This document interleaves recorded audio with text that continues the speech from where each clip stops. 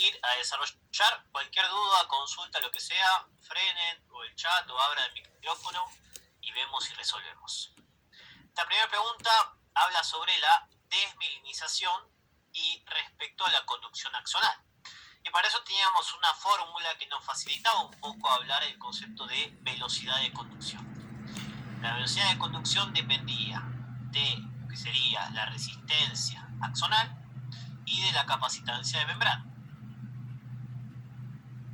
Si yo quería generar un aumento de la velocidad de conducción, o sea, quería que mi axón transmita rápidamente las señales, yo quiero una resistencia axonal baja y una capacitancia de membrana baja. La resistencia axonal era la resistencia que ofrecía el axón al pasaje de cargas. La capacitancia era que esa membrana me robaba o almacenaba cargas. ¿De qué dependía la resistencia axonal? Depende del diámetro del axón. Por eso yo quería un axón como un axón grande. El axón grande tiene una resistencia baja porque pasan fácilmente las cargas por ese lugar. Y en la capacitancia de membrana yo la podía bajar mediante la mielina. Si yo ponía ese lípido, dejaba de robarse las cargas de la membrana. Pero no solo hacía eso la mielina, porque la mielina, además de bajarme la capacitancia de membrana, me aumenta la resistencia de membrana, que era la resistencia que ofrecía la membrana a que se me escapen las cargas. Por lo tanto, si yo en este caso tengo una desmielinización, estoy perdiendo la vaina de mielina.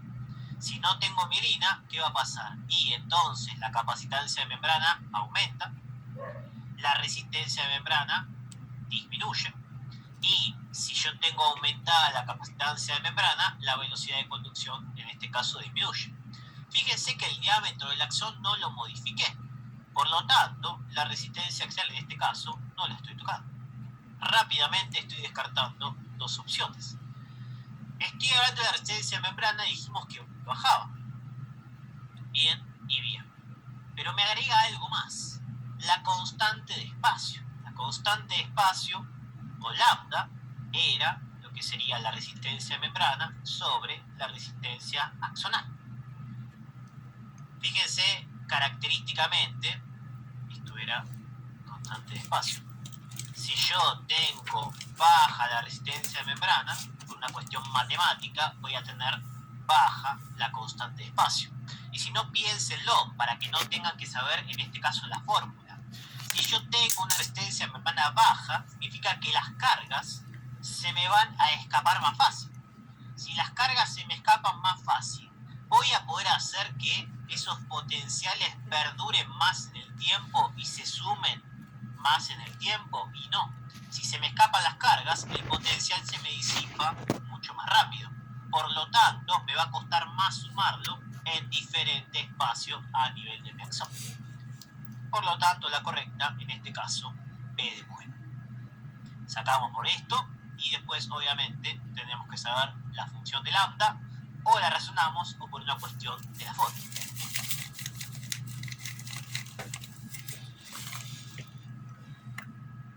Voy a cortar en un minuto 10, más que nada porque necesito que empiecen a hacerse noción de los tiempos que tienen para cada respuesta. Parece que el examen en el tiempo juega a veces en contra.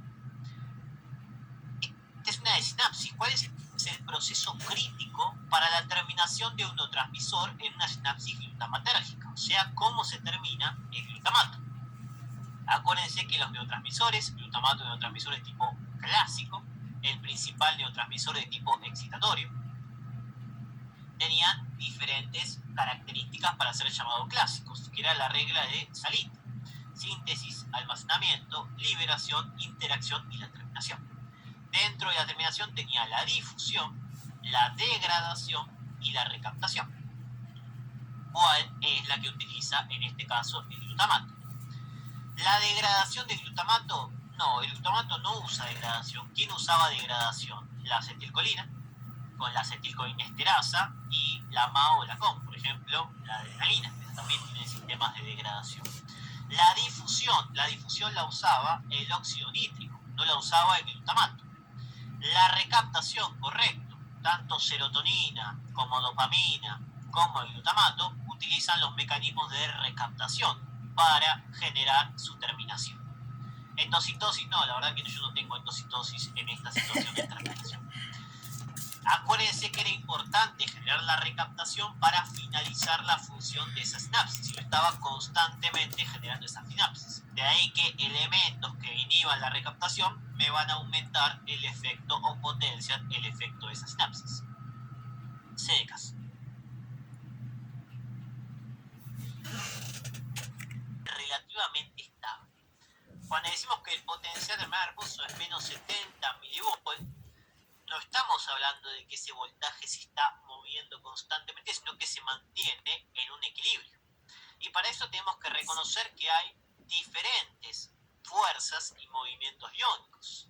Tenemos una fuerza química, y la fuerza química que me decía que yo iba del lugar donde está más concentrado químicamente al de menos concentrado, y una fuerza eléctrica, que yo iba del lugar donde tenía una carga positiva a una carga negativa, el principio de electroneutralidad. Por lo tanto, los iones se mueven a través de su fuerza química y a través de su fuerza eléctrica, lo que sería la fuerza electroquímica. Y la pregunta es, ¿de qué depende que se encuentren, entre comillas, en equilibrio o en esa situación de reposo? Porque los iones están en equilibrio químico. Un equilibrio químico quiere decir que yo tenga 50 a un lado y 50 del otro. ¿Alguna vez yo llego al equilibrio químico en una sustancia? No, acuérdense que yo tengo 140 de sodio afuera y 5 adentro, o 130 de potasio adentro y 4 afuera. Fíjense que aunque las concentraciones químicas son diferentes, igual mantengo el potencial de membrana reposo. Químico es esto, que tenga la misma cantidad de un lado que del otro. No hay equilibrio químico, hay equilibrio electroquímico. Por lo tanto, la primera se nos va. Porque se alcanzó el equilibrio del potasio. ¿Alguna vez voy a llegar al equilibrio del potasio en una neurona fisiológica? No, nunca llegaba a los NERST. NERST era el equilibrio. ¿Por qué nunca llego a los NERS? Porque para llegar al NERS tengo que evaluar una membrana permeable a un solo ion. Y la neurona es permeable a múltiples iones. Cuando yo estoy cerca del equilibrio del sodio, tengo el potasio haciendo lo contrario. Cuando estoy cerca del equilibrio del potasio, tengo el sodio haciendo lo contrario. Por lo tanto, yo nunca llego ni al equilibrio del sodio ni del potasio. Porque no hay flujo neto de iones. Y acá está un poco la trampa. Flujo neto de iones igual a 0. Que no haya flujo neto de iones es lo mismo que decir flujo neto igual a 0. Y ojo con este concepto, el flujo neto igual a 0 no significa que no se mueven los iones, sino que ¿qué significaba? Que hay la misma cantidad yendo para un lado que para el otro. El equilibrio se produce porque la fuerza química es compensada por la fuerza eléctrica. Por lo tanto, se mueve la misma concentración de unidad de un lado al otro. Neto es diferencia. No hay diferencia de iones de un lado al otro moviéndose. ¿Por qué? Porque se está moviendo la misma cantidad para un lado que para el otro. Entonces, como en una célula se me mueve la misma cantidad para un lado que para el otro por el equilibrio electroquímico, yo la mantengo estable. Flujo neto igual a 0. Era lo que pasaba en la ecuación de Goldman. Era lo que pasaba en la ecuación de Nernst. Yo mantengo ese estado porque los iones se están moviendo la misma cantidad para un lado como el otro. La fuerza de un lado contrarrestada por la otra fuerza.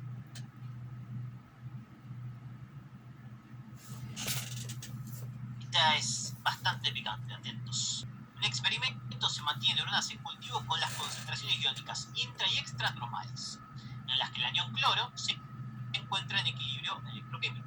Hasta ahí, todo tranquilo. Estas neuronas poseen receptores neurotrópicos para GABA. ¿Cuál será la respuesta eléctrica de las neuronas cuando se incluya GABA al medio de cultivo? Nosotros sabemos que GABA se encarga de abrir, por medio de receptores neurotrópicos, canales de cloro. Y lo más lógico que pensemos que es que si yo te pongo GABA, se abren canales de cloro. si se abre el canal de cloro, el cloro tendería a moverse dentro de la célula y generar una hiperpolarización. De ahí que pensamos que cualquier sustancia que utiliza GABA como función genera inhibición mediante la hiperpolarización. Y eso es correcto, porque el GABA se encarga de generar una hiperpolarización. Pero atentos al resto del ejercicio. Me dice que la concentración iónica intra y extra de cloro está normal. Y nosotros habíamos visto que el cloro tiene una particularidad bastante específica, que el equilibrio del cloro, o sea, el NERS del cloro, era menos 70 milivolts. O sea que en el potencial de membrana de reposo yo tengo que la misma cantidad de cloro yendo para un lado que para el otro. O sea que en menos 70 el flujo neto de cloro es igual a 0. Entonces, si yo tengo que el cloro está en equilibrio y te aumento canales de cloro, ¿qué va a hacer el cloro? Se va a mover exactamente igual para un lado y para el otro. Por lo tanto, sigue habiendo flujo neto igual a 0 porque está en su equilibrio. Aunque aumente los canales, no voy a ver ningún cambio. Prácticamente no se va a observar cambios en el potencial de acción. ¿Por qué? Porque ya está equilibrado el ion. Si el ion ya está equilibrado y yo te meto más canales, va a seguir en el mismo tipo de equilibrio. Ojo con esto, ¿cuándo afectaba el sistema GABAérgico? Si yo tengo que la célula está en menos 60 milivolts, o sea, se está empezando o está muy cerca del umbral de despolarización, que dijimos que era menos 55, o sea, se está despolarizando. Si yo estoy en este voltaje y ahora te agrego GABA, ¿qué va a hacer el cloro? Ahora el cloro no está equilibrado. ¿El cloro a dónde quiere llegar? Quiere llegar a menos 70. Entonces, ¿qué va a hacer? Va a ingresar cloro hasta llegar a menos 70. Entonces, fíjense que lo que está haciendo el sistema GABAérgico es, cuando yo salgo de mi equilibrio y me voy para arriba, ahí actúa y vuelve a mi potencial de reposo. Evita que yo pueda despolarizar la célula o hiperpolariza en esa situación. Pero no es que siempre hiperpolariza. Hiperpolariza cuando yo salga de mi equilibrio y me empiece a despolarizar. Por eso, en una situación en que yo estoy en equilibrio, aunque yo te ponga GABA, no estaría haciendo ningún sistema porque ya tengo el flujo neto igual a 0. Detalle específico del cloro, excepción para hablar un poquito de los movimientos y características funcionales.